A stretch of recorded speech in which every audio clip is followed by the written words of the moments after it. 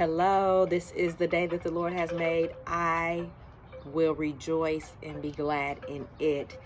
Good afternoon, good morning, whatever time it is you're tuning in. I appreciate you tuning in. Listen, just sitting back here thinking, it's such a beautiful day today, but just sitting back on my back porch, and I was thinking about how in life we bring the pressure on ourselves a lot of times. How do we do that? Because, we discount the things that we have, and we always want the next. And I'm not saying that, being ambitious or having goals and desires is not a good thing. It is. We should all, have some goals in life. But when your whole focus is on reaching those goals and you don't take time to appreciate what you have, or you don't take the small steps, because that's the misconception, that a lot of times that if we don't have it all done at one time, or we can't do something all at one time, then we're not doing what we need to do. And that's a misconception, because little steps, little changes can make a major impact in your life. I'll give you an example. Some years ago, my husband and I, we were in debt. I mean, we were really in debt. And, we were just feeling defeated, because it was so much that it felt like it was mounting on us, so much stuff that we couldn't see a way out. And I went to God in prayer about our finances. And I'm like, look, Lord, I know that you don't want us to live like this. You don't want us to be consumed with this debt, because it's destroying our peace. So I need you. I want to be a good steward, and I need you to show us how to get out of this.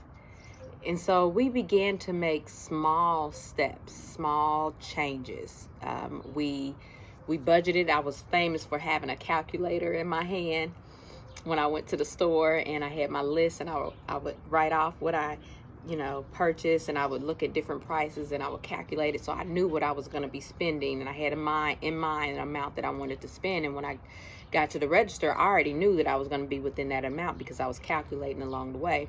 So we did that. We started frivolous spending. We just didn't spend money on things that we didn't need. We thought about it before we made a purchase.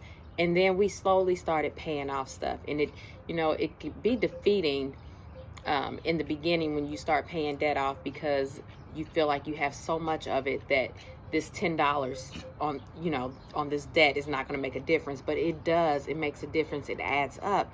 And that's the misconception of life, that we can't start something because we don't see the whole picture, or we don't have everything that we feel like we need to be successful in whatever we start. And so we minimize the short term, the smaller goals, because we want to get to the bigger goal quicker, right? And so it causes distress. It causes us to start doubting. It causes us unrest. And we have to come out of that. Do y'all remember when God asked Moses? He was calling him to bring the children of Israel out of bondage. And Moses was making every excuse in the book why he couldn't do what God wanted him to do, what God needed him to do. And he said, I stutter. My words are not good. I can't do this. He was afraid. Moses didn't feel like he had what it took to get to the end goal. And God showed him something. He said, Moses, what's in your hand? See, this is the baby steps. It's the small things that we could do that bring about major change. And so he said, what's in your hand? And so that's what God is saying to us today. You have a goal. You have a plan.